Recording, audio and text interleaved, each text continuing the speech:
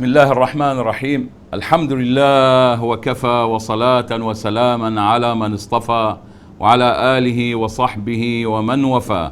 أما بعد، تتمة للحلقة الماضية وما فيها من بين السائل والمجيب أسئلة تطرح وهي واقع مرير الحقيقة يعانيه من يعانيه، ونجيب بقدر ما أتانا الله من العلم، وما أوتيتم من العلم إلا قليلا. اللهم يا رب زدنا علما نافعا وقلبا خاشعا وعينا دامعة خشية منك وحدك. وندعو الله سبحانه وتعالى أن يفيدكم بما نقدم ويكون فائدة خالصة لوجه الله الكريم. يعني الله وإياكم من الذين يقدمون علما نافعا حقا وصدقا، وأنفع الناس خيره أنفعهم للناس، خير الناس أنفعهم للناس. إن شاء الله أنتم ونحن نسعى من أجل ذلك. في من الأسئلة طبعا موضوع التجميل والبشرة والنمش والكلف وحب الشباب والبهاق والإسوداد وأثار الحب الشباب واصفرار الوجه. يعني طبعا معروف أن الوجه هو مرآة الصحة، وكل امرأة عايزة وجهها، يعني وجه أجمل امرأة في الوجود منذ أن خلق الله آدم حتى تقوم الساعة. والله صدقوني الجمال جمال الروح. كم من جميلات وملكات جمال عالم وهن فاسدات فاجرات، ولو غسلت وشها لم أخذ بصابونة ولو صابون الشمس زي ما يقولوا، وتلاقي في تطلع عبارة عن جدار. وإن كانت هي جميلة فهي جميلة الوجه المزيف بالمكياج والروج والكلام الفارغ، وفيهم اللي بتحقن نفسها بالسيليكون وتبقى عاملة دمية مزيفة محرفة. لكن هي أجمل الوجوه في النساء الوجه الوضاء بنور الإيمان. فسأل واحدة حتى كانت يعني امرأة عجوز عمرها 60-70 سنة، ولكنها ما شاء الله كفلقة القمر وهيفاء القد وما شاء الله. قالوا لها ما شاء الله أنت يعني بلغت من العمر عتية وما زلت جميلة حوراء رائعة الجمال سندريلا ما شاء الله، يا عيني يا بنت ما شاء الله روعة. ايه الحكاية يعني ايه سر جمالك؟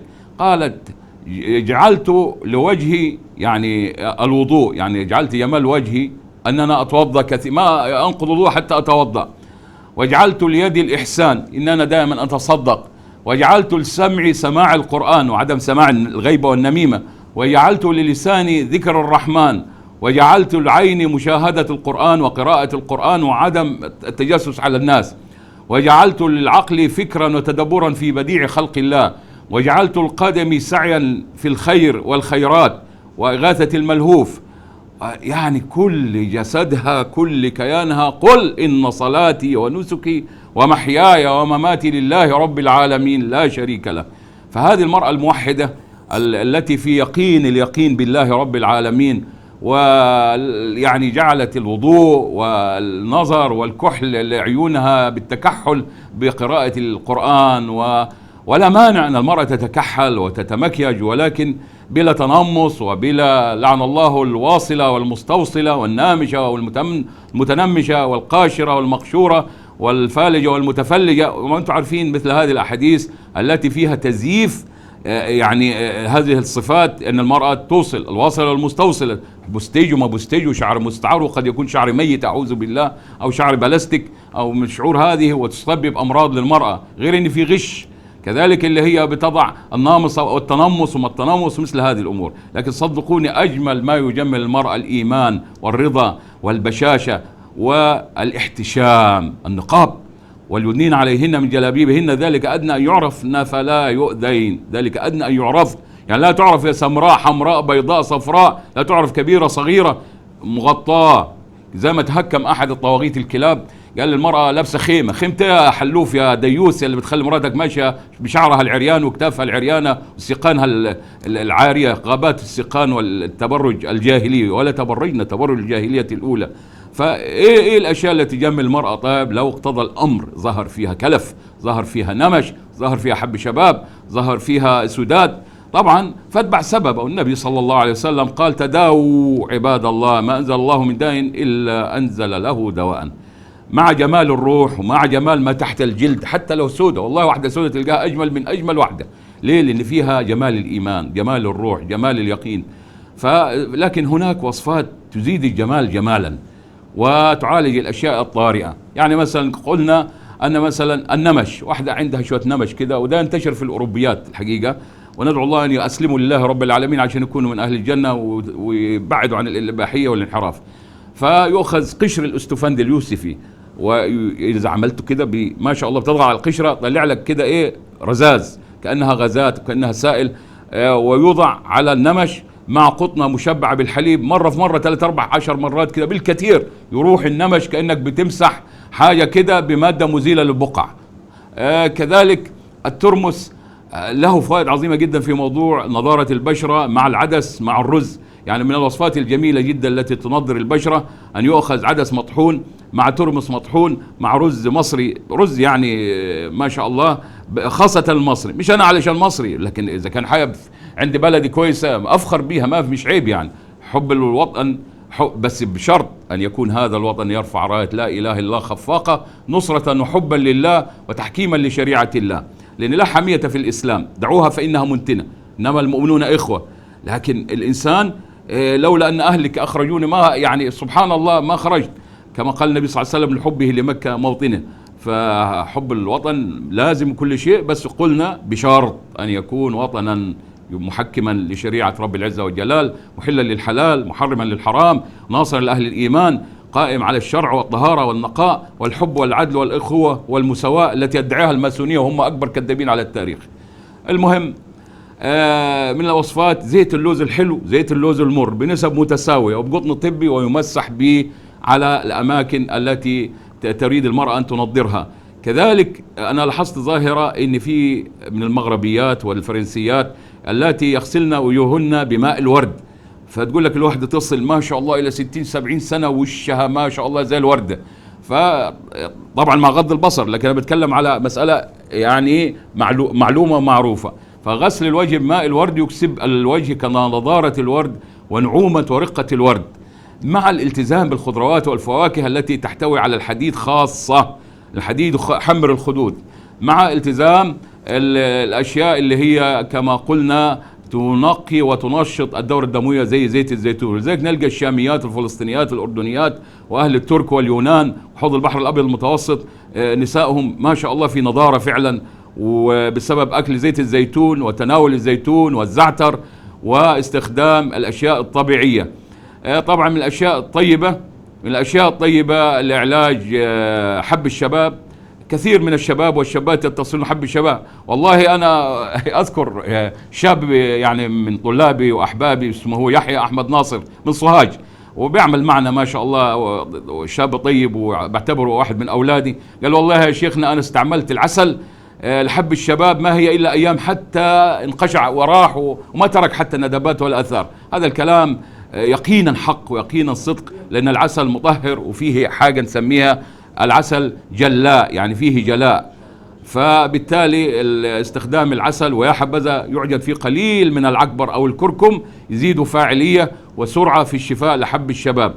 طبعا في بعض الأخوات يقول لك احنا تحت العيون في انتفاخ وفي سداد، هذه مسألة مرتبطة بالجهاز الهضمي، لأن تحت العيون لما يكون في انتفاخات معناه في غازات في قولونك. نظف قولونك، نظف معدتك، نظف جهازك الهضمي.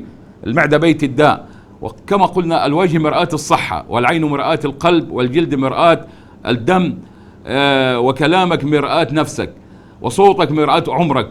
فلا بد أن يكون الصحة حديد ومنقى الأشياء المنقيات. تصوروا السنمكي ينظر البشرة وينعم البشرة شربا ودهنا. يعني الناس اللي هم يعانوا برضو مشاكل البشرة لو جابوا السنمكي وطحنوه وعجنوه في لوز حلو أو شمع عسل بزيت زيتون ككريم، فإنه يستخدم صنفرة يجلي البشرة وينقي البشرة. من الأشياء التي تفيد كذلك في نضارة الوجه ونبات زي العدس اسمه كرسنة، هذا يوجد في فلسطين والأردن.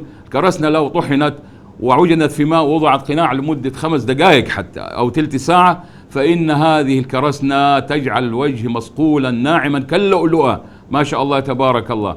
من الوصفات الجميلة طبعا إن كانت غالية، ولكن خذ لؤلؤ مزرع، خذي لؤلؤ مزرع اطحنيه ناعم وعجنيه في شمع عسل أبيض مذاب في زيت زيتون.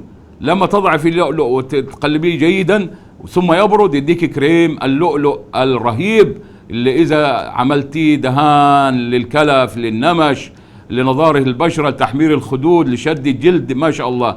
ولا تنسي زيت جنين القمح. زيت جنين القمح هو زيت الشباب، اكسير الشباب شربا ودهنا واكلا، وهو يباع الان على هيئة كبسولات او يباع على هيئة سائل. زيت جنين القمح اللي هو يحتوي على فيتامين ه، فيتامين اي، فيتامين الخصوبة والرشاقة والشباب والحيوية. من الوصفات اللي هي في بعض يعني النساء يشكين من يعني زي ما تقول كرمشة في الرقبة. هذه ظاهرة في اللي يبدينا يعني المتبرجات بالعربي، اللي رقبتها باينه، بتبقى عامله زي رقبه بتاع النعامه، تلقى رقبتها مكرمشه كده، تقول رقبه نعامه كده مكرمشه، وبالذات في الفرنجيات. ونقول مع ذلك تحجبي وتستري وربنا يهديك ويصلح حالك، لكن علاج مثل هذه الامور يؤخذ قشر الرمان.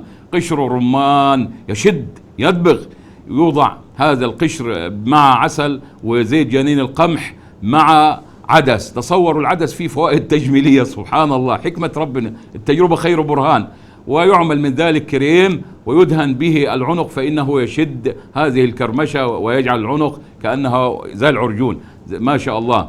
لكن ندعو الله أن يستر يعني بستر الله. وطبعا ثبت أن الشمس وظهور لحم المرأة الرخيصة، يعني اللحم الرخيص، طبعا حكاية الشواطئ وما شاطئ دول حيوانات خنازير، يعني تكون المرأة على الشاطئ وعريانة، دول عبارة عن وقود جهنم، وقودها الناس والحجارة، الله يهديهم. والراجل اللي يقبل على مراته انها تطلع بشعرها او برقبتها او بدرعتها ده راجل ديوس تيس، عافانا الله واياكم من شر التياسة والدياسة. ولا يدخل الجنة ديوس. قيل يا رسول الله من الديوس؟ قال من يرى في اهل المنكر ولا يغيره. طبعا الاشياء التي تنضر وجه المرأة، وطبعا كل جسم المرأة، ان هي ممكن تعمل حمام روزماري. حمام روزماري عبارة عن إكليل الجبل يطحن ناعما ويلقى في البانيو وهو ساخن حتى يهدأ، يعني يبرد الماء قليلا، وتجلس فيه المرأة في حالة استرخاء، فإنه شدة. كان كليوباترا يقولوا تستحمى في الحليب، هذا بطر، كليوباترا يعني بطراء من البطر، لأن حد استحمى في الحليب، هذه قلة أدب وبطر نعمة وافتراء. لا، ولكن ممكن تأخذ القشطة بتاعت الحليب وتدهن بها جسمك. وزيت الزيتون أحسن وأعظم، للنبي أوصى به كلوه وادهنوا به. ومن التجربة يعني الملاحظة أن دهن زيت الزيتون فعلا ينضر البشرة ويشد البشرة وينعم الجسم كله ويحمر الجسم وينشط الدورة الدموية، سرعان ما يمتص.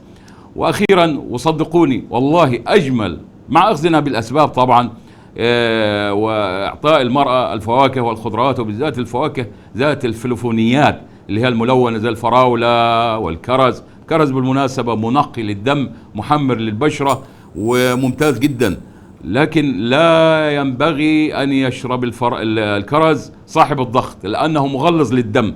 وصاحب الضغط احنا عايزين نسيل دمه مش نسيح دمه، يعني نخلي دمه فيه سيولة بحيث يجري في العروق بهدوء وبدون ضغط قوي من القلب بحيث يخف الضغط.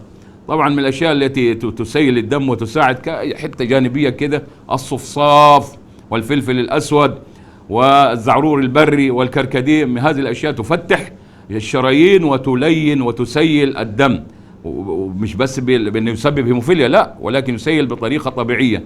لكن العناب مع أنه منقي ومقوي للدم لكن مغلظ للدم.